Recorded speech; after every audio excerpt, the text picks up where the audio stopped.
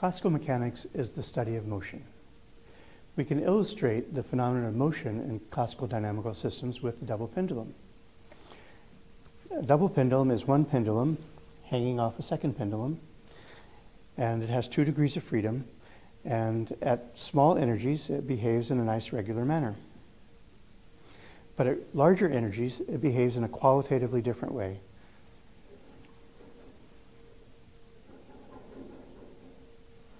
This qualitatively different motion, this irregular motion, is called chaotic motion. The distinguishing characteristic of chaotic motion is sensitive dependence on initial conditions.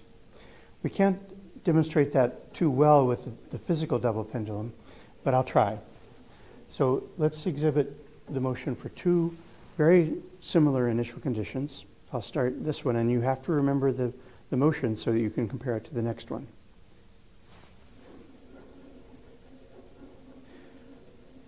Well, it just sort of goes back and forth. So let's try another one and see if it does something that we identify as being different. So this is very similar to the first initial condition. There, so it didn't do that before. The little passover there. So that shows sensitive dependence on initial conditions. In simulation, where you have more precise control over the evolution and there's no friction, changing the end of this bar by 1 micron will result in qualitatively different motion in 20 seconds or less. And changing the position of this end bar by 1 angstrom, or roughly the width of an atom, will change the position qualitatively in 50 seconds. So very sensitive dependence on initial conditions is exhibited by this system. Now, we've seen one interesting, the defining characteristic of chaotic motion is the sensitive dependence on initial conditions, but such systems also exhibit transitions to chaos. So, for instance, at low energies, this system behaves regularly. At higher energies, you find chaotic motion without looking very hard for it. This is a transition to chaos. This particular system exhibits another transition to regular behavior at even higher energies, which we can illustrate. So at higher energies, you find a regular motion. It's regular because gravity doesn't matter. And then with dissipation, it damps down and goes into the chaotic state.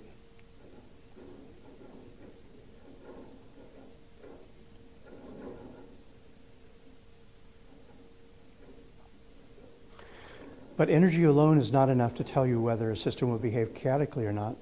In a conservative dynamical system such as this one, whether you behave chaotically or not depends upon the detailed initial conditions.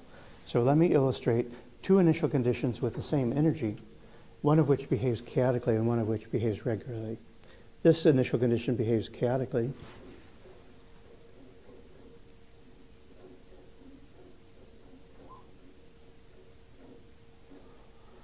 And this other initial condition, which has the same energy, behaves regularly.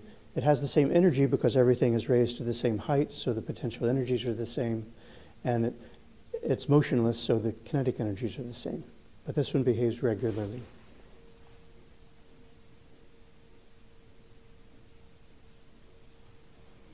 So we've seen sensitive dependence on initial conditions, transitions to chaos, and the fact that whether you're chaotic or not depends upon detailed initial conditions. I'll finish with just illustrating once again the chaotic motion because it's fun to watch.